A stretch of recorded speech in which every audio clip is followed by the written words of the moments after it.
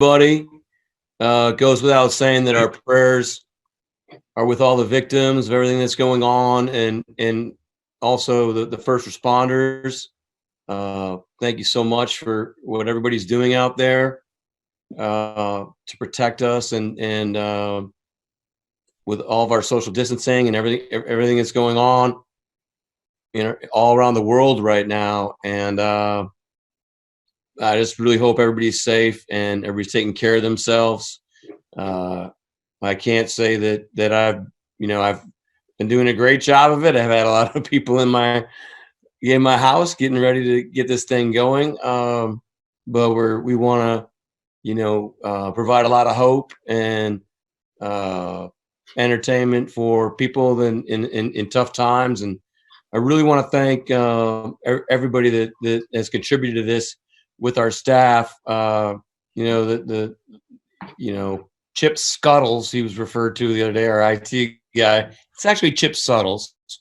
Those guys, our IT guys, have done a great job. Dan Kramer and his staff, Rob Porteous and his staff, Trent Kirshner, Scott Fitter, Matt Berry, Kirk Parrish, Nolan Teasley and our pro scouting staff, Aaron Heinlein, Jason Barnes, Kirk Parrish, Josh Graff, Steve Hutchison, Tyler Ramsey, Todd Bruner. Man, I hope I'm not forgetting anybody. Ryan Florence, Armani, Matt Thomas, Mo Kelly, our analytics staff, all the trainers, strength conditioning guys, the docs, David Strickland, and obviously Rob Porteous and the video staff as well. And then the coaches have done such a great job of adjusting to everything that we have going on. They were the first ones on this.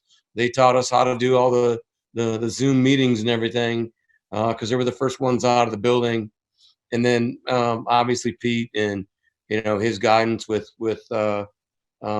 being able to handle everything that's going on, and so we're excited to get going.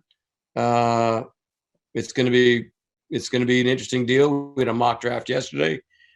Started off somewhat shaky, but it ended up going very smooth. So hopefully, it comes off the way it's supposed to, and we're excited to get going. Just really good to see everybody. You too, John. Good to see you too, John Boyle. Pete, did you have anything you wanted to say? Yeah, just echoing the thoughts of everybody so heartfully concerned with what we're all doing now. And meanwhile, we're digging in at home like everybody else. Like as John mentioned, we've had a lot of people coming in and out of the house, particularly John, just to make sure that we're doing a good job getting set up. There's a lot of tech stuff that's going on. I'm particularly strong in that area, so my place is pretty good. John's struggling a little bit on his end, but it's going to be a fascinating experience. We've had tons of drafts over our lifetime that will never be remembered like this one will be, and so we'll hopefully pull it off in great fashion. And we've worked really hard to do that. And as John said, everybody's been contributing, and this is a chance to compete, to figure it out. And so it's been exciting and been cool to see the process, and we're ready to go. Great. And if you guys can hit me up on chat if you have a question, we'll unmute you and get you going. So that means if we want to leave Greg muted, we can do that? Yes. Can we do Bell? Can we knock him off? Yeah, he's gone. It's a hit. Okay, cool. Bell's out. All right. Where's Danny? Danny's too big for this stuff now. Like he's in New York and he's not part of this stuff anymore. It's not his kind of town. Yeah. All right, let's. So don't all respond at once, guys. Yeah, that's right. Omar. Hey guys, how are you? Good to see you guys doing well. Just wondering how in this evaluation process, obviously, a unique one, how you were able to measure the toughness and competitiveness from these guys without kind of the in-person meetings and everything else you guys like to see from these prospects? The process has been really interesting, Omar. It's actually, is it Omar or Ashley? Well, Ashley's my wife. It's her Okay. account. I was just wondering. It's kind of freaking me out there. What's up, Ashley? No, we've actually learned a lot from the process now that we're going to carry forward into the future.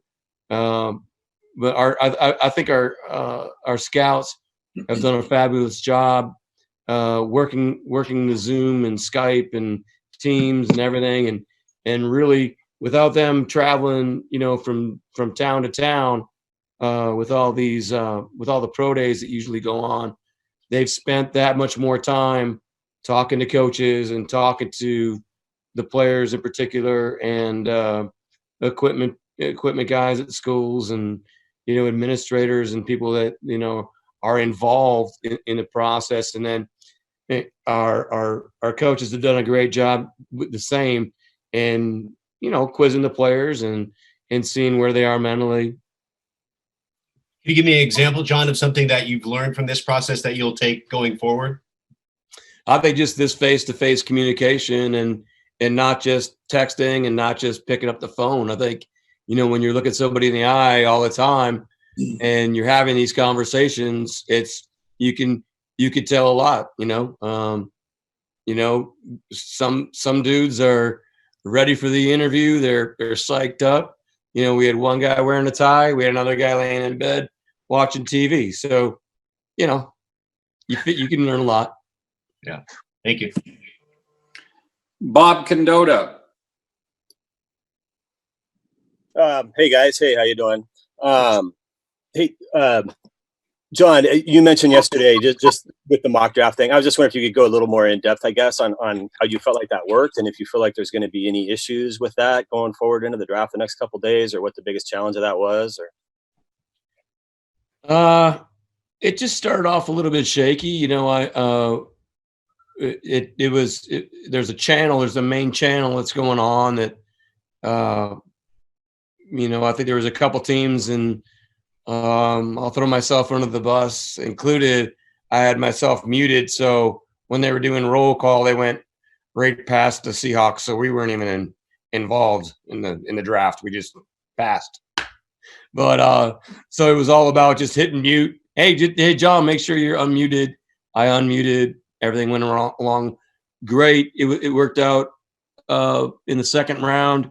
We were able to get Pete on Zoom. So I had, our staff on one iPad, and then Pete, where Pete and I can speak individually on a different iPad. And it was good. I thought it was very good practice. There's 4 or 5 teams that, we're going to do one tomorrow where we're going to get into a little bit more of the negotiation process with the draft that goes on, that people don't realize. It's not like, that was all scripted for us. So we're going to just go off script and work with a couple teams and practice. You guys didn't really ask me what I've learned, but I have learned that even in this quarantine time, there are people that will put on a shirt and a tie and wear boxers to a meeting like this, like Aaron. See, we wouldn't have known that if Aaron hadn't done that. And then other guys have no sense at all for lighting, like Ed. There's just you can just be that far out there that you don't know. So there's a lot of stuff to learn in this world of Zoom and Skype and all that. Sorry. To that end, Aaron. Hey, hit it. Stop. Mute dog. He's a mute dog. You're on mute. We can't hear you. Aaron. Yeah. You nailed it, Coach. How much advantage might you guys have, having been through so many drafts together over the past decade, having a decent idea of how each one of your staff members operates throughout a draft? Pete, you want to take that? I think it's very, very important. Yeah, I think there is. We have a lot of familiarity, and obviously, and we've been through so many scenarios and all that we feel pretty comfortable. Right now, we've been Zooming for so long with the staff and all that, and John's been working out with his guys that this is not uncomfortable for us at all. We've been doing it. You know, we've been practicing the whole while because we're going to be meeting with our players soon in the same format. So I think the understanding, the knowledge, there's an etiquette to talking on Zoom that we've learned about, you know, and I think all of the familiarity helps us. And I don't feel like we're that far out of whack now. I feel like we're ready to go. And so I think the relationships have really helped us in that regard. Greg Bell. Uh-oh, Pete. Next. Thanks. I love you guys too. What's the biggest challenge for Pete, especially? You're a hands-on coach who deals with relationship when you're undrafted rookie free agents comes to mind, how difficult and chaotic that process is anyway, and how it's going to be even more so now. But how much are you losing with not having the personal touch here, even with your own staff? How much of a challenge is that going to be? Well, okay, I have good examples of that, you know, because we have been working as a staff for some time now. And we had a staff meeting yesterday on Zoom, you know, with the whole crew, and it is different. It's not the same. And you can feel that there's a separation in there, that we are a very close group and we do communicate, and you know, there's just a lot of inner workings and all of that. So it is going to be different in that regard with the players as well. And as we start to bring in new guys, it's just going to take us, I think, longer in some regards. Yet I think we'll get really good focus out of the guys, you know, in the interchanging. The way this has worked out, it feels like it's a one-on-one meeting, you know. And so guys, I think guys are going to relate to that. It's going to work okay. But I can't tell you really, Greg, you know, the overall impact that we have because of our, you know, the personal relationships that we build and the way we go about it. And, you know, I don't know that, you know, I don't know how that's going to go right now. But I know that we'll be on crash course time when we do come back together to catch up.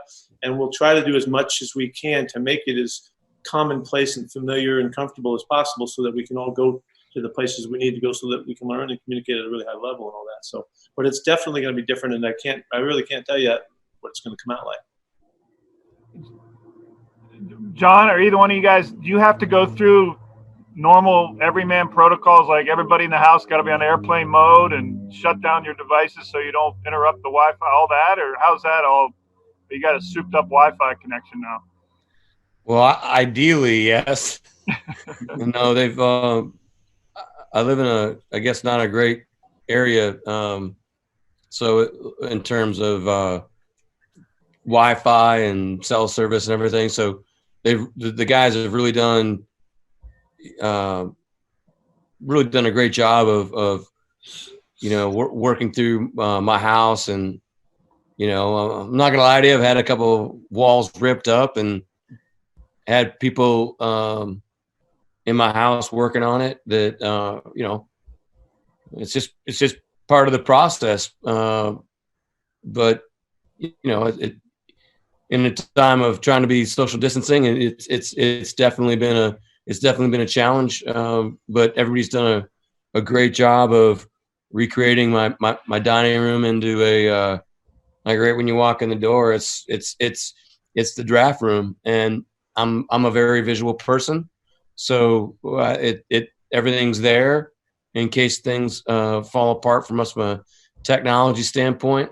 I think you know, there's like, I don't know, feels like 25 screens, but I like the one-on-one interaction. I like being able to just you know, have private conversations with Pete throughout the draft process. So it's going to be unique. And one more, sorry, Dave. Do you guys feel like training camp's going to start on time and the season is going to start on time, or who knows? We're kind of operating like that. Like we're going to be on somewhat of a schedule that's going to work out, you know, because we have to keep our minds in it and right. So we are anticipating that we will get together before the season starts. And when they tell us that it isn't, then we'll adjust to that, you know. And so our planning and our operations are on full to get ready. And you know, as we plan these camps now that we're going to be virtual camps for us, and the rookie camp and all that kind of stuff. We open up the 27th with our players. You know, the process is underway, and we're just going to keep thinking it's happening and keep our head down about that and we'll find out more later. We haven't heard much at all in regards to that from the league. They're not ready to make any statements at this time either.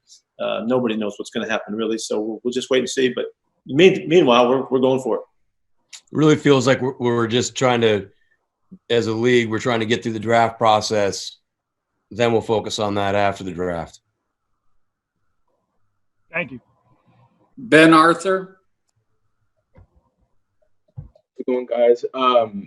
So Pete, John was just talking about his setup at his place with his dining room being the kind of the impromptu draft room. What does yours look like, and how do you plan to navigate the 3 days of the draft? Well, first, I plan to navigate really well, but the process calls for a lot of setup, and so Johnny's got his stuff going. He's got a couple things beyond that I need. I've got boards that wrap around the room. I've got 7 screens going, which is not uncomfortable for me. I kind of like all the activity. We've got our landlines, we've got our cell phones, we got and backup cell phones, we got all kinds of stuff. So I'm really pretty much going to fire away, and with John and because I have my own setup, so I'm going to match what they're doing there so that I keep track of what's happening here. So it's kind of cool. It's all high tech. We have our own little room here to go to do our press conference thing. It's set up off to the side as well. And we just both hope that we don't get overloads on our circuits and everything shuts down, because we got a lot more things plugged in than we normally do around here. So, Joe Fan. Hey guys, hope everyone's well. Was wondering if you guys were able to kind of dive into whatever you can share on the Clowney front in terms of those negotiations, and then what you've done at the pass rush spots thus far, and if you feel like there's still more work left to do. Go ahead, John. Thanks. No, is that real, Joe? Is it really Joe Fan, or is that no, fake name? Is it really? No, it's my real name. Oh, that's pretty cool. Is it? I'm Joe Fan. Yeah. Hey, no. With Clowney, we made the trade. He came in, did a great job for us. We made an effort to re-sign him. The door is not closed, but we couldn't wait any longer. We had to conduct business, and so he knew that. Everything was very cordial. He's a great guy, represented by a great guy, and I go all the way back to Brett Favre with his representative, Bus Cook. So we've had great conversations. He's just going to kind of feel his way through this odd process, and we'll see where that goes.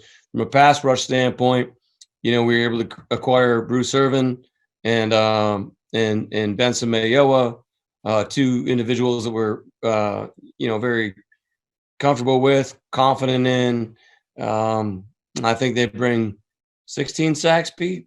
Yeah, 15. I think 15. Yeah, 15, 16. So we're excited about having those guys back. LJ will have a year under his belt, and hopefully we can keep him healthy. He just he got hurt last year, and we thought we were going to lose him for the whole season.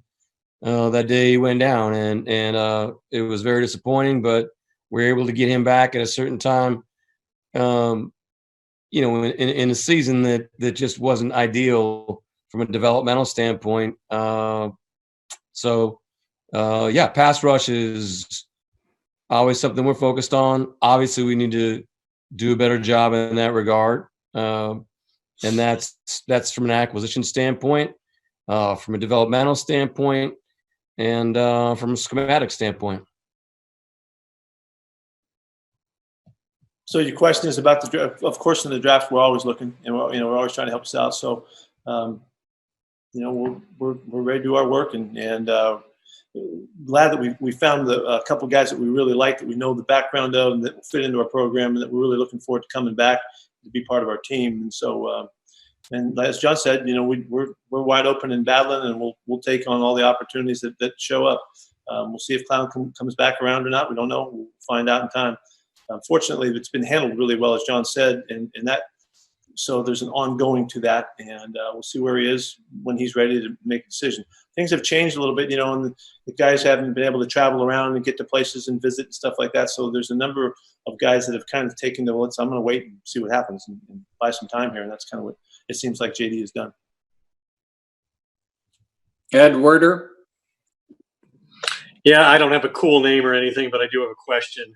I'm wondering about what you guys see as the positions of strength in this draft, and how that matches up with your perception of what your needs are.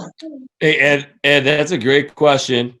I loved our time together this summer. That was an amazing deal we were at that weekend with the coaches, but I'm absolutely not going to answer that question. Kind of an X-Files look. It's an interesting draft. I think, everybody's going to have different opinions like every year, but, it seems pretty even throughout, Ed. But yeah, other than that, that's not something I'd like to discuss. Okay, so now I don't have a cool name, and I asked a bad question. So it wasn't a bad question. It's a good question that I'm not going to answer. I just thought it was okay. And what's that X-Files thing that's behind you there? Yeah, that is a weird looking thing behind you. It's a halo light. You guys should get one of these. Yeah, you need one of these. Let me ask you this then. Is it a vitamin D thing, or Ed, have you started turning it on? I can turn it on if you want to. Let me ask my question first. We're a little bit starved for some fun here, okay, guys? So we're trying to find a little lightness here. That's there you go. Perfect. Yeah, beautiful. If I turn around, it's like TV ready. Let me ask you this then. Given the unique setup and circumstances, and given the fact that you, John, in particular, are known to trade a lot, are you comfortable that you're going to be able to communicate and execute those opportunities in the same way that you ordinarily would? At this point, I would say I'm about 80% there. Like I said, we're going to practice some more with a couple more teams tomorrow in a live version on the clock and be negotiating. We didn't negotiate with the people yesterday in the mock draft. It was all scripted for us. So, for instance, when I called Joe Douglas with the Jets because we went from 27 to 11, it's pretty far away. I mean, it's pretty big negotiation. He was kind of laughing at me. He's like, are you seriously calling me right now? I'm like, well, yeah, we got to practice this, man. We got to turn this in, like I got to tell my guy, I got to tell my guy to turn it in and all that. So the negotiation part of it is something that we're going to still work on some more. So honestly, to say that I'm totally comfortable with it right now, I'm not. By tomorrow night, I will be.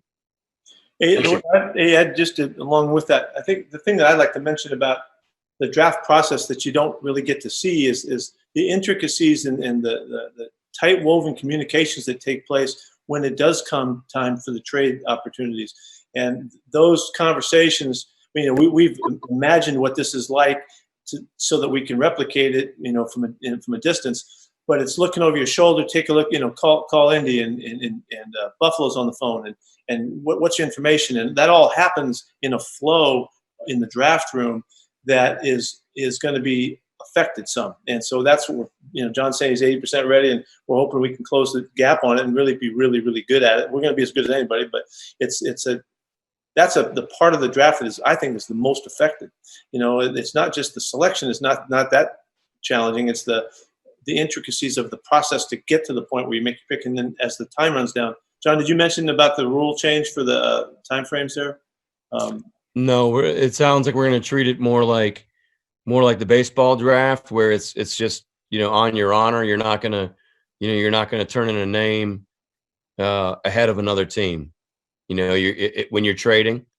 So if you make a trade with somebody, you're not gonna get jumped. A team behind you is not going to jump you.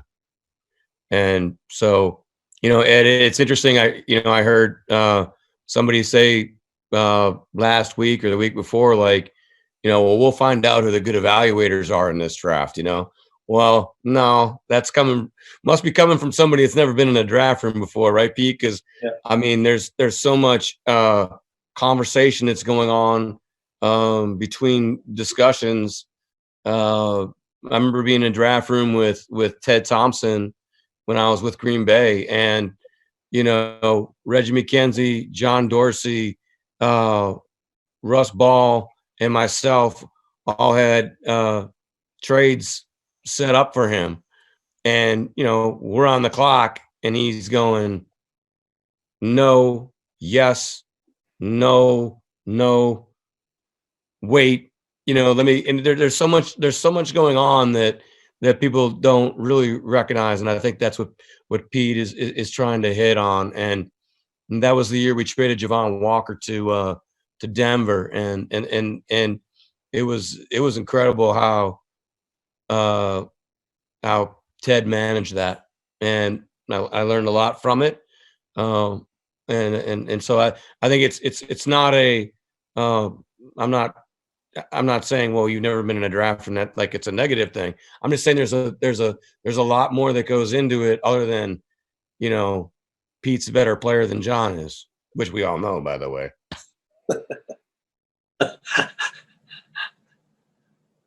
Chris Francis.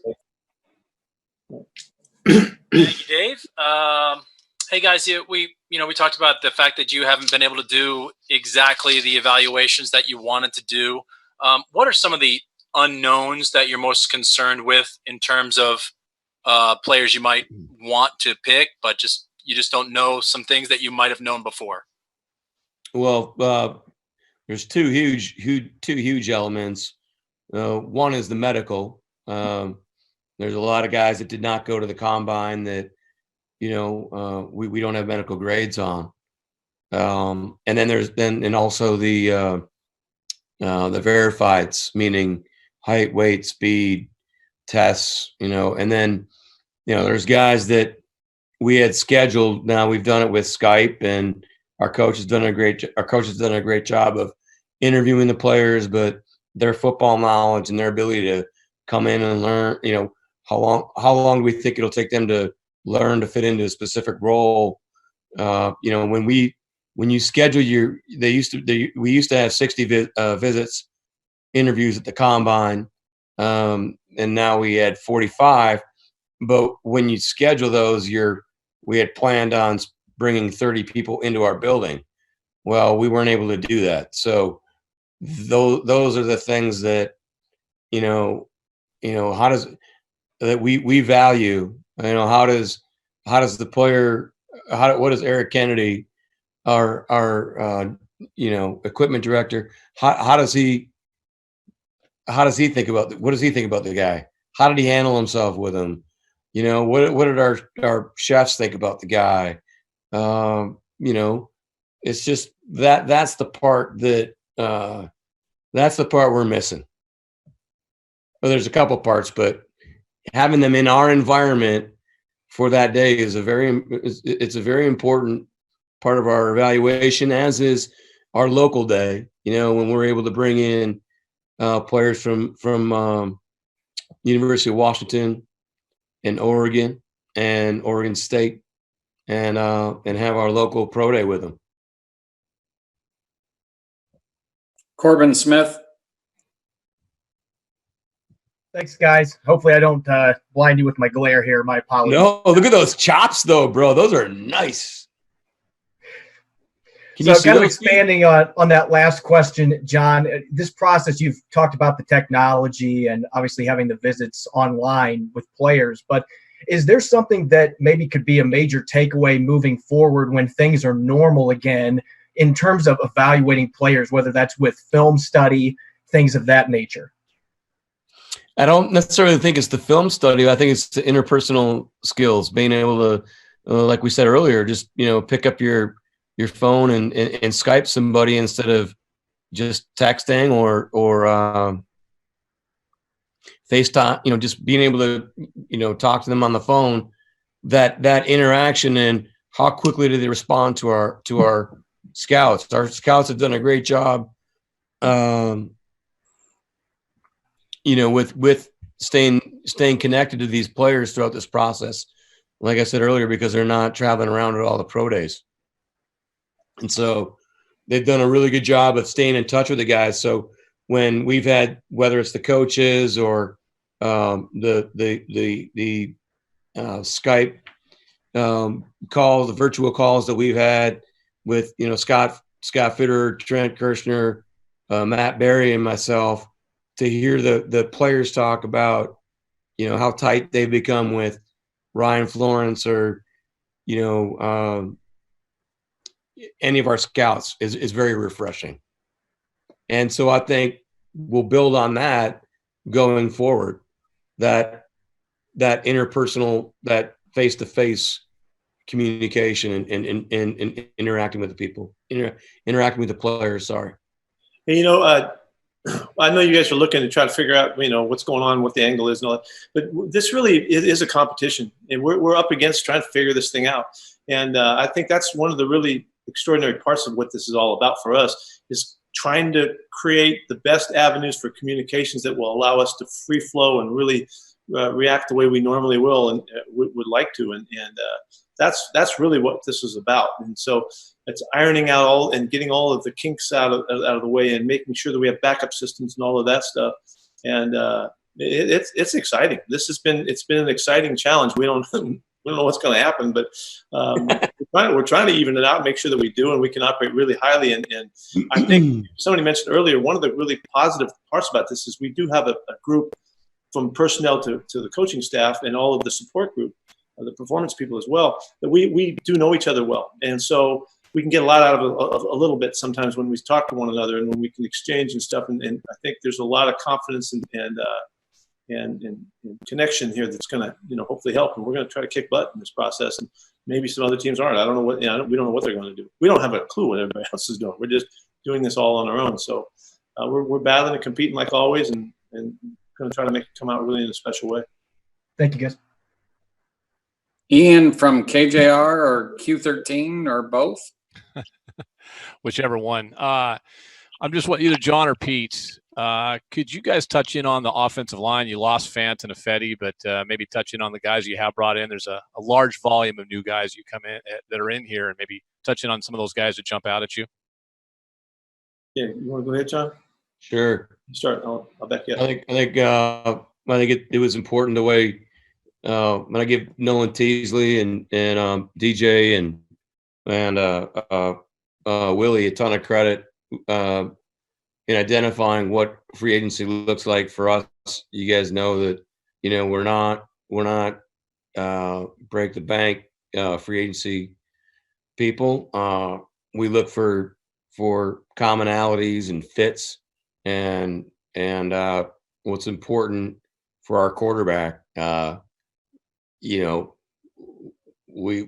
love our quarterback. We want to keep him. We want to have as many grown men in front of him as we possibly can. And it was important for us to be able to identify some people early on. And quite honestly, we hit in our mind what was 1, 2, and 3 in free agency. And I give our guys a lot of credit for working with the agents, all the meetings at the combine, and then getting ready for the 3-day period to be able, and Matt Thomas, obviously, to be able to negotiate with these guys in a timely manner, and especially in the environment that we were in. So, with Shell, Finney, Ogbui, Chance Warmack, his agent, staying in touch with him, and he wanted to give it another shot. So tough decisions. Jermaine moving on. He's people have been pretty hard on him, but the guy's been a very durable player. So we still have a lot of tough decisions ahead of us. But this is an area where we felt like we could make a difference in free agency, playing by our rules and the way what our philosophy is, and trying to protect our quarterback in the best fashion that we possibly could. Yeah, we have some young guys coming up that we're really excited about, and feel like we're going to have maybe the best depth we've had, and particularly the most competition we've had. And so with that thought, the ability to add some guys with experience that have been there to make sure that we shore up and we can come right back and play really good football, because we're not just trying to get along. We're trying to keep moving and stay as high tech as we can with our ball, and that's going to call for the guys to be able to be fluid and well versed and confident and all of that. So we think we did a nice job here, and so it's going to be a very cool camp. But it's not going to be just about the guys coming in. It'll be about the opportunities that are there for the younger guys to battle. Philip Haynes is really important to us to see it, how he can come along and do a nice job, and Ethan Posick, and guys are still looking for their best opportunities, and Simmons, and it's an exciting group of guys. So they'll be battling. Everybody's going to be wide open. We just look forward to the time we can get back on the field. It also puts you in a position to not feel like you need to, and we've felt this over the years, guys. One of the primary lessons we've learned is, throughout the years as college football has developed, the offensive linemen are very hard to find, and so this really gives us again an opportunity to just go into the draft and take the best player.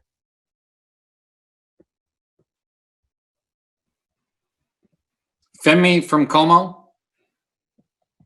Hey guys, how's it going? Good to see everybody's faces during these times.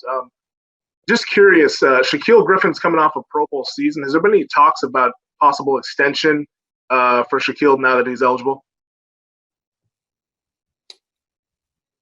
Like Ed, Femi, great question. I would have asked it too, but no, we're not gonna. We don't discuss that. Sorry. Fair enough. Much respect, but no, I'm sorry. Understandable. Fair enough. Curtis, KJR. Hey guys, hope everything's going well. I was just kind of curious how you guys kind of landed on the idea of going after Quentin Dunbar and how you feel he fits into the mix, what you liked about his game that you feel like makes him a good fit for your secondary at this point. Yeah. Again, I have to give Nolan Teasley and our pro staff a ton of credit, being able to monitor his situation throughout the year and just be like on me constantly about trying to acquire him, and he's a very obviously he's a wide receiver conversion, but he's done a great job. He's got a great feel for receivers at the top of the route. He's got great ball skills. He can play inside. He can play outside, and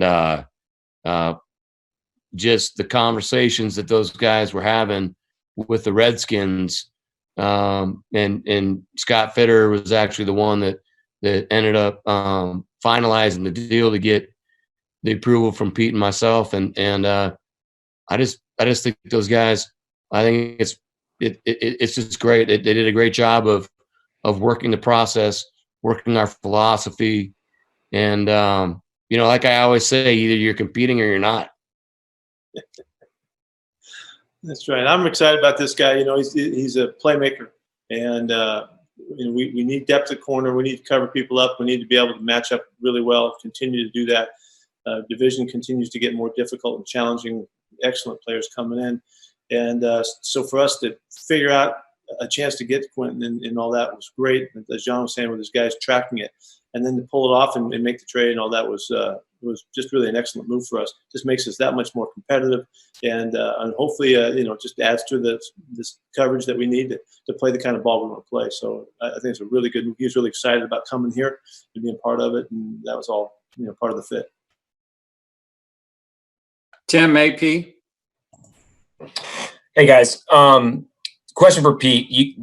This isn't obviously the same as the 2011 offseason, but there are some similarities in that you don't have guys for the offseason program in the building. Are there some lessons that you learned from that experience that will help the process when you do get guys back in person? Well, if you just think about the the opportunities for the guys to learn and the access that they'll have to the football that they've got to acquire, even the guys that are returning to hone their skills and all, it's going to be different. It's going to be relative, but it's going to be much different. And so there are some aspects to it that need to be addressed. We really, hopefully we're going to draft guys and pick up guys in free agency that can adapt quickly. They're going to have to be able to make sense of stuff in a lot shorter time frame.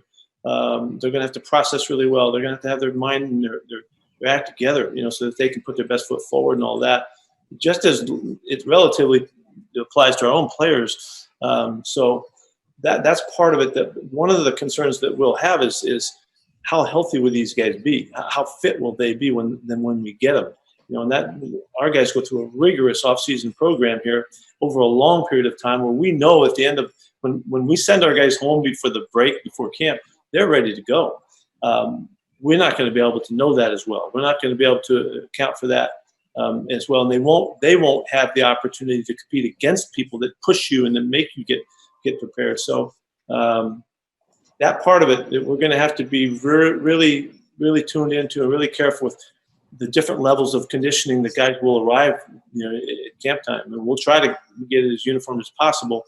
And they've got really strict and rigid programs, but it's not the same as when they're, you're there kicking somebody in the butt and getting them going and pushing them and have the competition right across the weight room from them that they have to battle against. All of those things are all part of the development process. So there's a lot going on with this that's going to be unique. And again, we don't know what the runway time is going to be once we get them.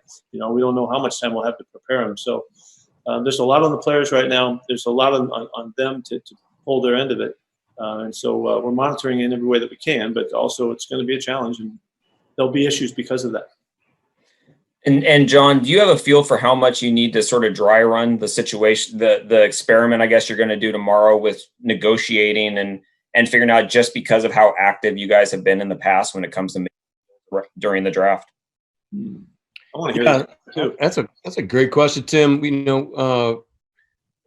Our IT guys, in conjunction with Trent Kirsch, have done a really, really, really nice job of being able to create scenarios on screen now that we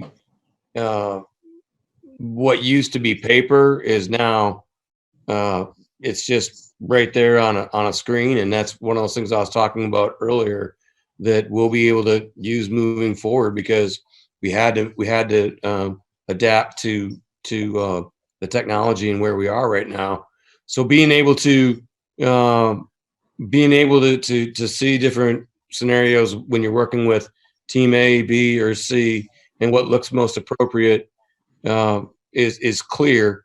The negotiation is something that we're going to practice. Like I said, there's 4 teams that we're going to be working with tomorrow in a live manner to get more comfortable, because I think that is going to be the even though nobody's gonna be able to jump each other, it's important to be comfortable in.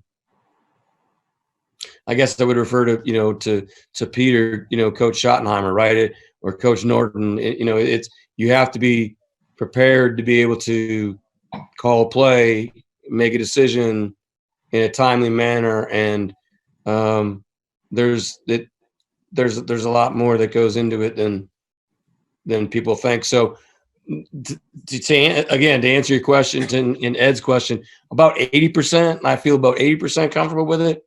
I want to go through it more in my own head. Like I said, I'm very visual, so I want to experience it, because it's muting this person and muting that person and talking through things with this person, and calling this team and calling that team on your cell phone, and making sure that our guys are still communicating with the teams that they're responsible for. Does that make sense? Yep. Thank you. Okay. Masvida. Thanks. You're muted. Yep, there you go. I am muted. Thank you. Just a question in terms of how much communication have you had with, let's say, Chris Carson and Rashard Penny, or can you have in terms of the injury updates? Our staff has been staying in touch with those guys. I've communicated with those guys throughout. just checking in on them, just the normal process. And they're in their programs and they're working really hard and they're doing really well. And as far as we can monitor them. So we're making the kind of progress that we need to make really across the board. Our staff is able to stay in touch with those guys. And there's some guys that are here, staying fit in our own facility. The league allows that to happen. But for the guys that are remote, and then we just keep track, and it seems like everything's going really well as far as we can tell, and we're pleased so far. Thank you. Danny O'Neill. What's up, Danny? I thought Danny was too cool for this. No, I was relying on the Jets to set up my IT, so I apologize for being late. They're in trouble. They're in trouble for this. Under the bus. We missed you, Danny. I miss you guys a great deal as well. You've in the past talked about upsets in the first round where a pick happens that you guys weren't necessarily expecting. There's been a lot fewer pro days and places where scouts' paths will cross. Do you expect that there might be more upsets this year from what you project because there hasn't been the usual scouting approach? Yeah, that's a great question. Coaches and scouts tend to travel in packs and share information that, along the way that, right, wrong, or indifferent, we're trying to gather as much information as we possibly can. I think this is going to be a very, like you're going to be like, thanks for the flash, Gordon, right? But I mean, this is going to be such a unique draft. I honestly do not. I don't know how that's going to come off. If those usually what happens is those first two rounds, everybody kind of tends to see things the same way. So you see names coming off that are quite disturbing. When you're I think we've averaged in the last 5 years picking in the 29th spot. Much credit to our coaching staff. We're always in this thing. We're always competing to win a world championship. So that's why you've seen us trade down as much as you have. I don't have a feel yet, Danny. This is usually this is usually now these last couple of days here is when we kind of get done with staff a little bit, and I start spending more time by myself and with Coach Pete and regarding the board, and then by myself, just having conversations with other general managers throughout the league and trying to figure out what this thing's going to look like. I just think it's going to be very unique. It's a great question. But I would say, that it's probably going to come off like it usually does. And then maybe once you get through about the second half of the second round, then, you stop, you stop sweating as much. And, you could kind of get a little bit more comfortable in knowing that, what your board looks like and how you're going to try to navigate through it. John, to add that it's been so consistent the last 3 or 4 years that the board comes off pretty much like we expect. And you see that the first round gets wiped out, and then they're all gone. There's like one guy left, and you're in the second round, and then there's just a couple guys left. If it isn't like that, then we'll be able to remark afterwards, that it didn't come off as clean as it has in other years. It would be a statement somewhat to maybe the lack of flow and communication between guys just to share the ideas and all that. We'll see what happens, but we won't know until we get there. Thanks, guys. Good luck. Thanks, Danny. All right, Danny. Mike Sean Dugar. I got two if I can. What's up, Duke? With Lenore Ryan, right? Say that again. Lenore Ryan, Dugar. Oh no, different. Dugar. No, it's Dugar. Yeah, it's French. Okay. With the signing of BJ, what does that mean for Justin Britt and Joey going forward, and also with the trade for Quentin, what does that mean for Trey Flowers? Competition's on. Yeah. couldn't be more clear, and that's the way we've always built this thing, and we know it's the best way for us to go, and so it just accentuates the competition. It's like I mentioned with the offensive line, with the free agent signings. That doesn't mean that those guys are coming in here and take jobs automatically. They got to earn them, and you've watched that over the years for us. That's been true to our core, and so it's just the competition of getting better. It makes everybody better, and so it's hopefully just another statement about our commitment to our philosophy. If I can I jump one more on that real quick? If there is a truncated offseason of any kind, or a training camp, whatever, do you think that'll impact the ability for rookies at any spot to come in and contribute right away? Yeah. Pete, you want to grab that? Yeah, we do think that. And so it's really important that we find guys, as I think we said earlier, that can make this transition, that we can try to predict will handle the process, and an abbreviated process even, because of their background and their makeup and their mentality and all of those elements that come into play, where you just want to be, we're really concerned about that because we know it's going to be a greater challenge than it's ever been. So in kind of this will really work. Most difficulty will be caused in the direction of the young guys. The older guys they'll stay relatively the same, but the young guys, some guys may not even make the transition, and so they may be left out, the competition after a short time. So hopefully we do a great job, and we're really planning on picking the right guys so that they'll be able to make the most of it. But it's going to be a challenge, though. And on the flip side, you can have some veterans that need to get it together too, because they may feel like they just have it made, and and they could.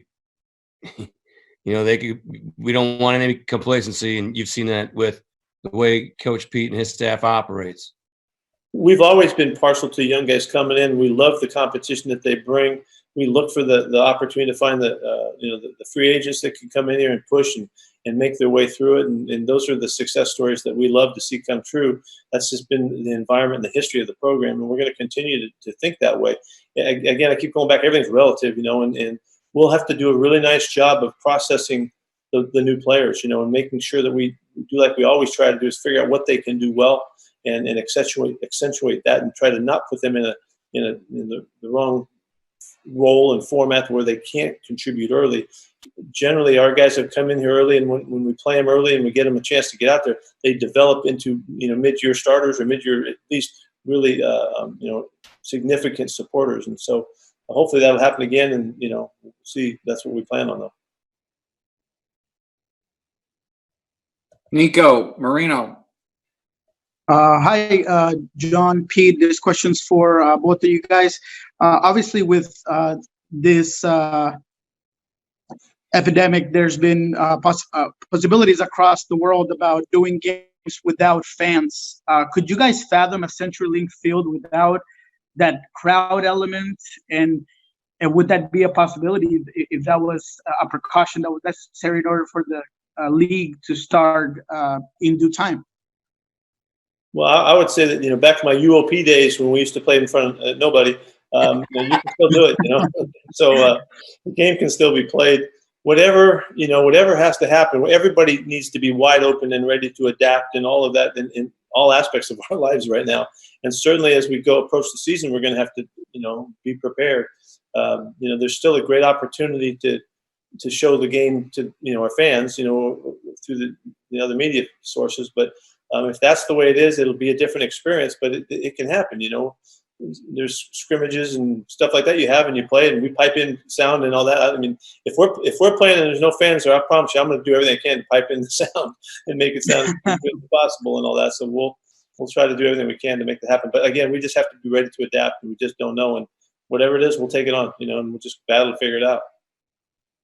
But Nico, from a league standpoint, as we stated earlier, I think the primary focus is to get through this draft and then concentrate on what's next, what the season would look like.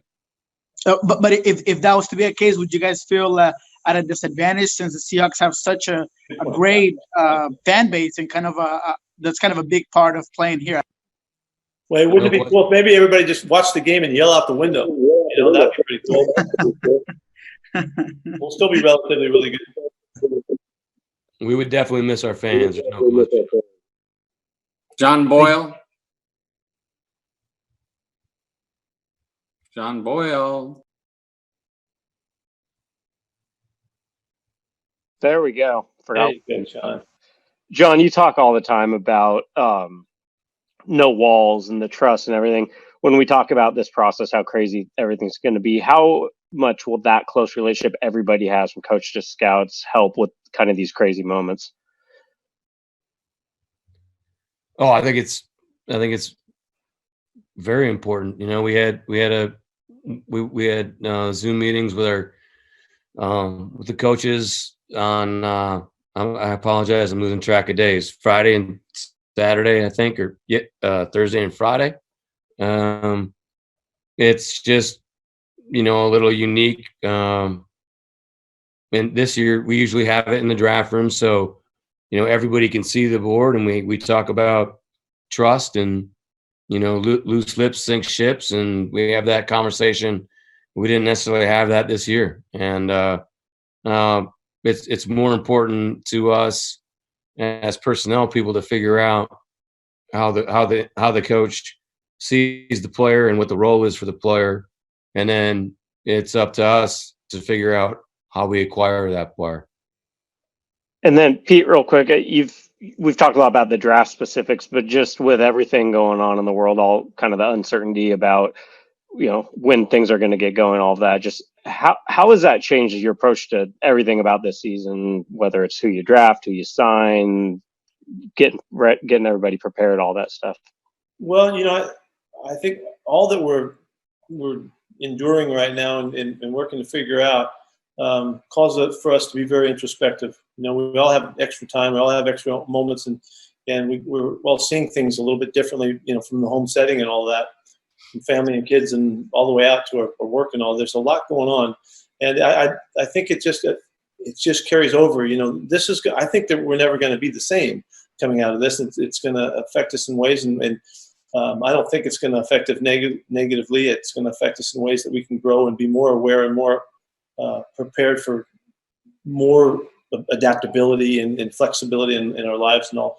So I think it's going to carry over, you know, John. I think it's going to be part of our work and all that. We're finding that we can meet like this and we can work like this and we can still make progress. Who would have ever thought you could do that, you know? And we're adapting and figuring out how to get back to the workplace too. In all ways, every aspect of this is challenging us. And so there's an openness, there's a depth to it. There's the introspection opportunities, and I'm hoping we'll all grow and be better for it. As crazy as that sounds through the difficulties and all, but hopefully we'll figure that out. I do know this, that we all have to continue to help each other. We all need each other more so than ever, as we find out in our quiet that, you know, we need the connections and we need the interactions and we need one another and we need the support and the pump up and the juice and all of that. And so, you know, it's extraordinarily amazing time, and so hopefully we can lessen the hurt and the pain, and then also come out of this thing and be smarter and organize our leadership to take advantage of things at the right time and the best time to help us all, and really all the way through the whole, you know, whole spectrum from the top to the bottom. Everybody's got to work all the way through this in a different way, and I think it'll make us better. Hope so. And finally, from the set of The Usual Suspects, Brady Henderson. Thank you, Dave. Hi, John and Pete. How's it going? Wondering how you guys see rookie free agency being impacted by all of this, if at all. I don't necessarily see it being affected. I mean, it's just the communication is going to be different. It is definitely like the Wild West right after the draft. But, you know, we're going to have, you know, specific coaches, specific scouts. It's just going to be a communication issue, really. But really, it is a communication issue every year because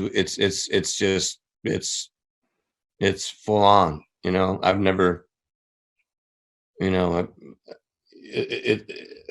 I've never been in a draft room post draft that was not chaotic.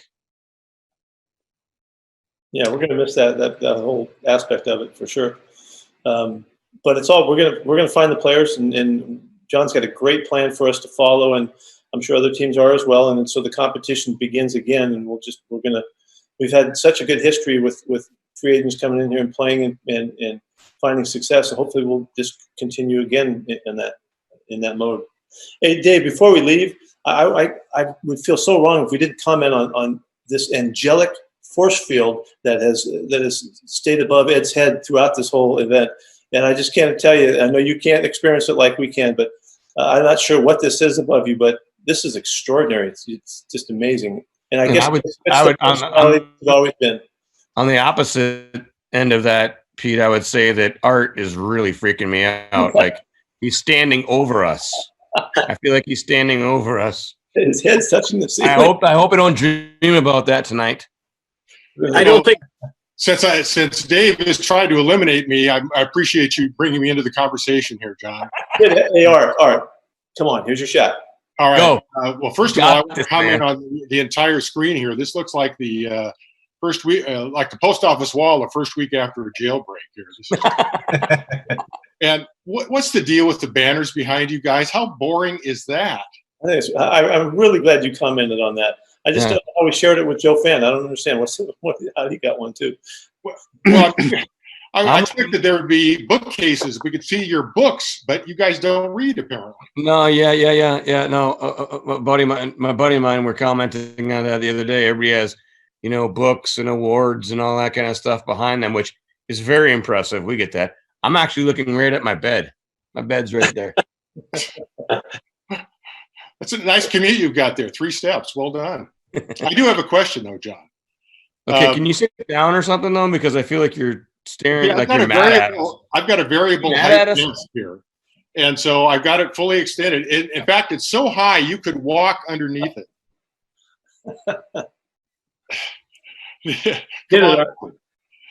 Question. This has been 10 years you've been at this with the Seahawks. From first year to now, aside from the technology wizardry of what's happening in this year's draft, what's the biggest change from you from a standpoint of either personnel, staff, or the players themselves? What's changed the most? Wow.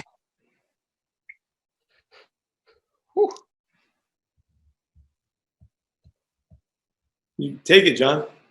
No, I'm trying to come up with an answer. I think taking the technology. Sorry, Art. You could just go to bed. No, I think we're just it's a every draft is so unique. Like every year, it's just we're gonna start working on it. Our guys are gonna start working on this in a month from now for next year, right? So the process of it, and where we have guys slated, and then when it's what happens to them, I think just the ebb and flow of the entire process, and in watching that and studying that process from the end of May, all the way until we get to this point, the week before the draft, I think is something that you're constantly studying, and every year is completely different. And that's the first thing that comes to mind. Where you do see some generational changes too. We can see that. Pete's seen a lot more of that than I have. That's right. That's accurate. All right, I apologize. I'm taken. Had to get in. Yeah, we had to get in again. You too, Art. But no, I think some of those just some generational changes, and the psychology of the person, and then the process of what the draft looks like every year, and how it changes throughout the summer, training camp, the fall, the All-Star games, the combine, or I'm sorry, the bowl games, the All-Star games, the combine, the spring workouts, and then just getting to this point. I think that's the biggest challenge is trying to evaluate those ebbs and flows, and not let specific things throw you off at the rate in this little window here towards as we get ready to complete or start the draft, where the evaluation period is over, doors are shut on the draft board. Here we go. I think it might surprise you guys that even though this is our 11th one, John, each year has a uniqueness to it. And you guys would think, well, it's the same as last year and the year before that. They don't seem like that. They seem like they're their own experience and journey every year. And I know maybe it's like 50 first dates or something like that, but it seems like every year has been uniquely to itself. And the players are changing and all that. Sometimes it's the coaches that are changing. Of course, as the opponents change and all that with changes around us. But this just happens to be this year, and it's extraordinarily unique and all that. But they always feel really unique and challenging and all. So I think it seems like so much may have changed. It doesn't seem like it. It seems like it stayed the same, but it's unique all over again. And so I'm grateful that we're doing it and we're figuring it out, and there's new challenges to it, and we'll be so much better the next time around. We had to be so inventive and introspective and all that to figure out what we've done that's been so convenient for us, and now we got to find out how to get through all the issues. That this has just been an amazing cycle again. So I don't think it's changed that much. I think they're just uniquely extraordinary every time around, and we'll still pick 7 guys and or more, and it'll be onto a football season. So. So I really look forward to the process, look forward to the challenges of it, and hopefully kicking butt and doing great stuff and putting together another championship club and go win a bunch of games. And this is all a huge part of it. So it's just kind of what we do. So it's like starting all over again. All right. Thank you, Pete and John. Appreciate it. Thank you, illustrious media. Thanks, I think Dave. that Thanks, concludes guys. everything. Thank you guys. Thank you guys. Stay safe, you guys. Good luck. Your families are safe. Guys, take care Thank now. you guys. Dave, that was pretty good. Okay, Aaron, you can take that tie off now. Thanks, guys. See ya. At least somebody's guys around here, Aaron. Peace. Later.